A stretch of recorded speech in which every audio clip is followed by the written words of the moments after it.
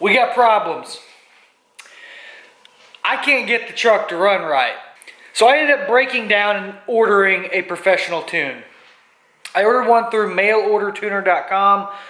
He's the guy that does all the Texas speed stuff. And it still doesn't run right.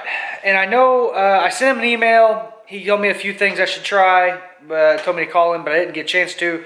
So I'm gonna do some things here first, and go from there, because maybe it's something on my end. I hope it is. So first thing that we're gonna try, actually I already did try one thing. I emptied all the gas from the tank, which was actually really easy to do. I got quite a bit of it laying around here, but all I did was take the fuel pump relay out, and I made a little jumper cable here, and I jumped 2 pins, and I just let it pump until it was empty. After that, I put in some fresh fuel with some Lucas fuel system cleaner, thinking maybe it was just old fuel, because this truck had set for quite a while before I bought it, and then set even longer before I started even tearing it apart. So the fuel was definitely bad. Actually, I can still smell it, but I put new fuel in, and unfortunately that did not fix the issue. It still just doesn't want to run. It'll start up, it'll idle, but it doesn't want to rev up. I did jump the gun a little bit and try to take it down the road, and it does not do well. It barely has enough power to move, let alone actually drive.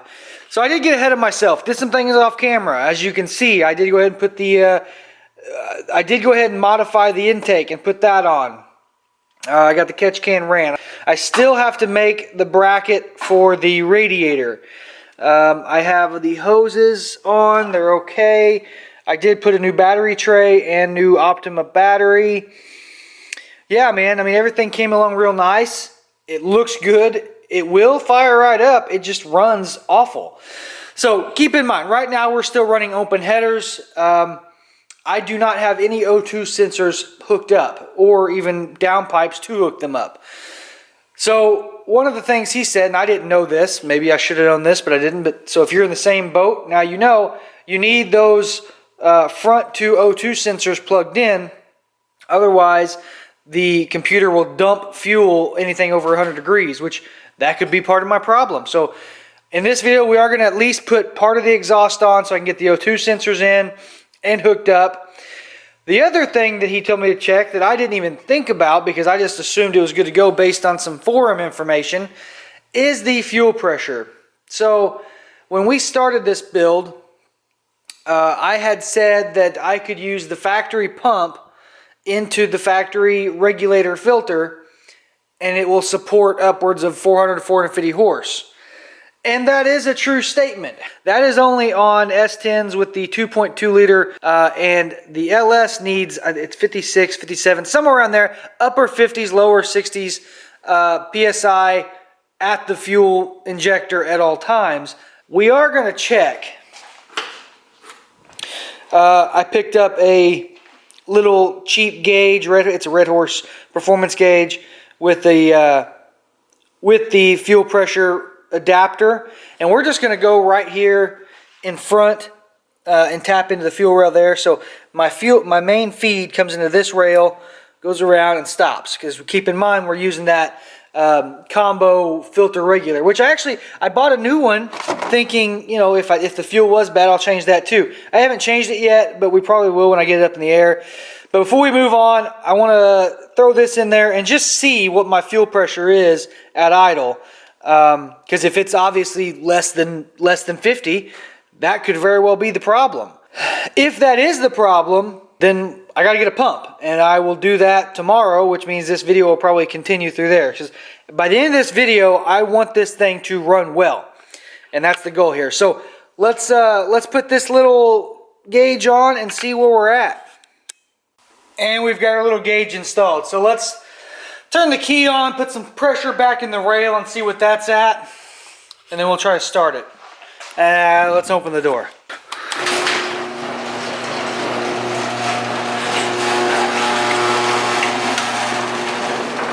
Okay.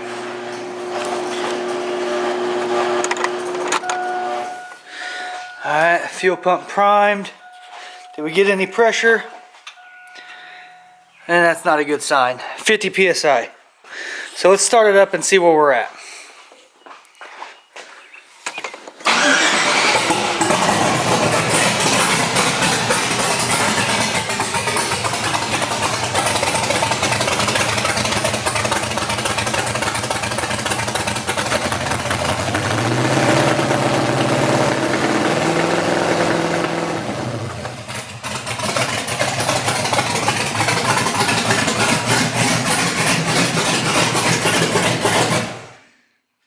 Well, I guess that's a good sign. So that was hovering 57 to 60 psi, which is what it needs to be.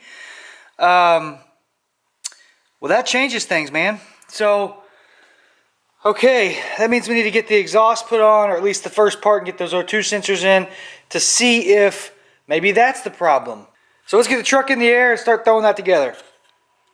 All right, truck's back in the air. Let's dig into this Hooker Blackheart system. This is hard to do one-handed. That's what it's hard to do. Honestly, I can't remember exactly what it is because I bought it whenever I started this project, and it's been sitting here ever since. So let's see. It is the full 3-inch exhaust. I think, yeah, I bought the one that has the turn downs right before the rear axle. I didn't want to having to mess with all the tailpipes and all that good stuff. So, yeah, and I was sitting there thinking while we unbox this is going to have to wait. We're going to have to put this all together, and then I got to go to the parts store tomorrow because I don't have the O2 sensors. So I figure we can go ahead and at least, you know, get everything. I mean, we can absolutely go ahead and get it all put together, but unfortunately, it ain't gonna do me any good until I get the sensors right. I don't know, man.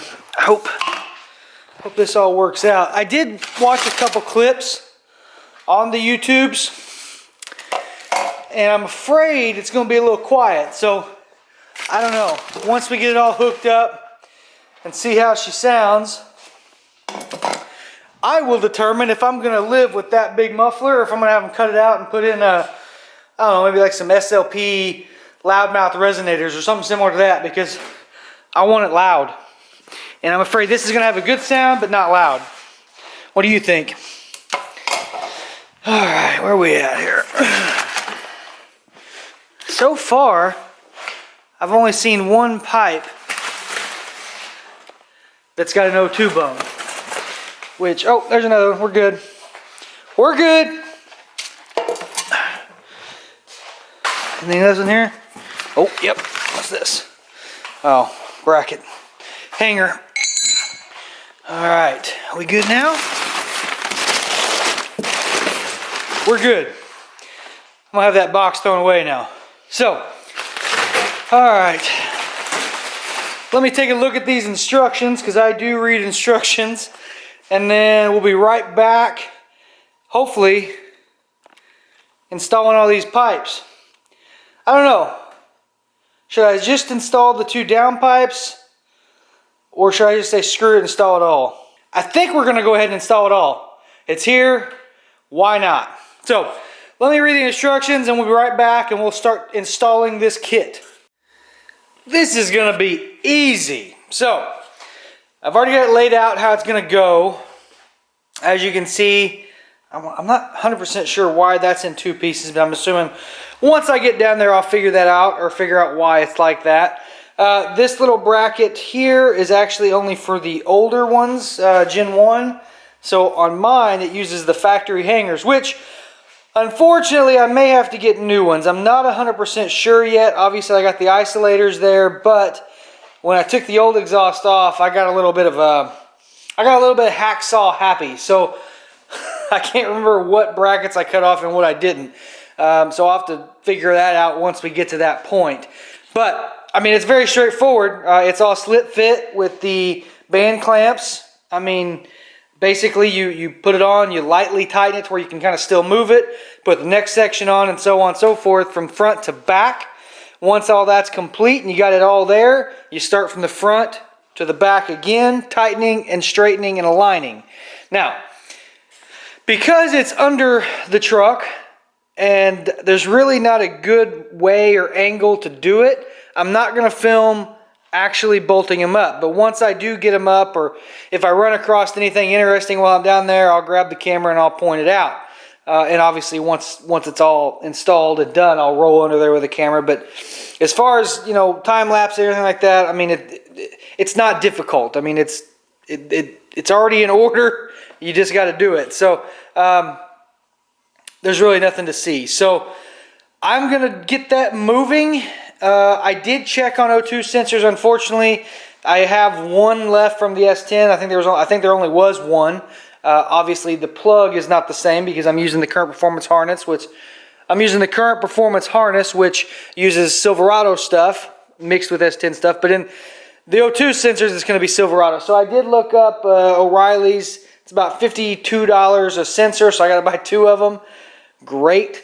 Unfortunately, they are already closed for the night, so I got to pick them up tomorrow after work, which is probably when I will finish this video. But in the meantime, man, let's get this exhaust up and see how she sounds, and hopefully we don't run across any issues.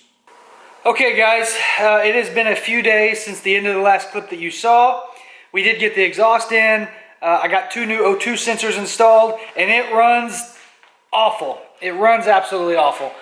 So at that point, I didn't pick the camera back up. I decided to start doing some troubleshooting to see kind of what I could figure out. So I talked to the tuner. I did have a tune by mailordertuner.com. I may have mentioned that, but again, it's been a few days and I've done a lot of stuff. So I did talk to him, and he remoted into my system and kind of looked at what the truck was doing. And he pointed out that the Bank 2 O2 sensor was not really reading anything. It was reading at less than 0.1.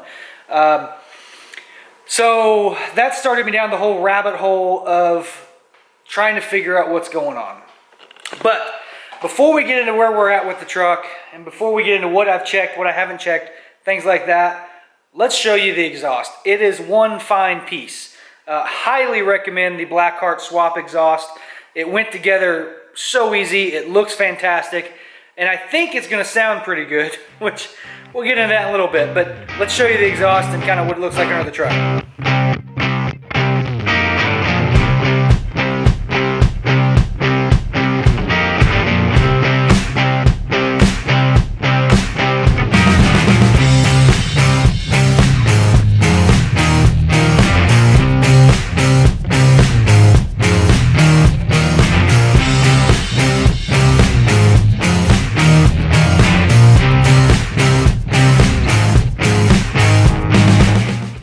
Amazing quality. All the bends fit perfectly. The clamps fit perfectly. I mean, there was no issues at all with that. So let's move on to the issues. One of the minor issues that I ran into is the tail shaft. The tail shaft seal on the transmission, I believe, is leaking a little bit after I put the drive shaft in. That's very minor. I'm not too worried about that. But we're speaking about issues. So that's issue number 1. Issue number 2.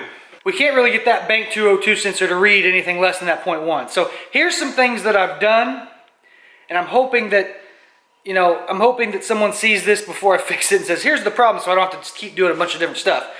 It's not reading correctly, right? So if I unplug it, it'll default to 0.445 or something like that, and that pretty much tells you that there's nothing working. So at first we thought, okay, maybe it's just a faulty O2 sensor. Keep in mind, these are both brand new. So I went ahead and I actually swapped the 2, and it still had the same problem on Bank 2. So that was kind of a bad sign anyway. So at that point, we start looking for vacuum leaks, which there's really only one vacuum port, and that's on the bottom of the intake. There is no vacuum leaks. We start checking for intake gasket leaks. There is no intake gasket leaks. The way I tested all this, and it may not be the best test. If you have a better idea, I'm always open to ideas. We used a little bit of ether, sprayed it around here, I'll show you. We used a little ether and kind of sprayed it around a little bit, and if there is a leak, typically it'll suck that in and it'll rev up. You'll hear it, or die, or backfire, or what have you. No change, did nothing anywhere. We checked fuel pressure. Fuel pressure is right at 60 psi at the rail at all times. What else did we check? We tried to force a lean condition by unplugging 2 of the injectors, and in all honesty, nothing changed. It idled the exact same way.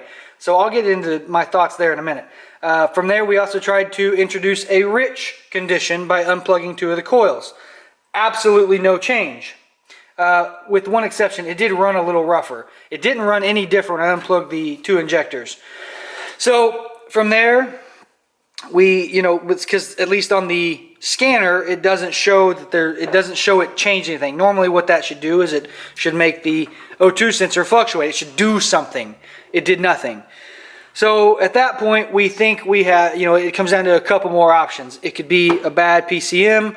I find that unlikely, but it is absolutely possible. Or it could be, a pinched wire or something wrong with the wire harness. Keep in mind, this is a brand new harness from Current Performance.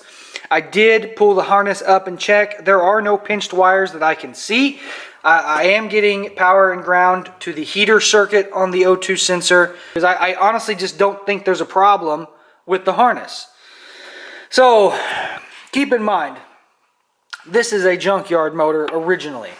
I reused the coils and the injectors from this engine. What do you think the chances are that maybe the injectors are bad? What if it's picking up a lean condition because 1, 2, 3, or 4 on this bank are not firing the way they should be? What are the chances of that? I think there's a pretty good chance, because I didn't put it on video when I was doing the build. These injectors were incredibly crusty. This engine originally had to have 250 to 300K on add to have. So I am wondering if maybe the injectors on this bank aren't working the way they should. The coils seem to be working as they should, and they should work for as long as I'm going to have the engine, but you never know.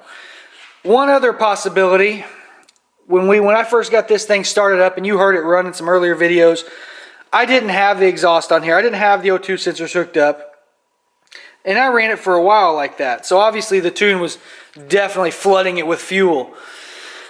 I know I need to probably change the plugs at this point. I did check a few. I checked cylinder 1 and 3 and 2, 1, 2, and 3, and they all were varying shades of black. So I'm 99% certain that the plugs are probably fouled at this point.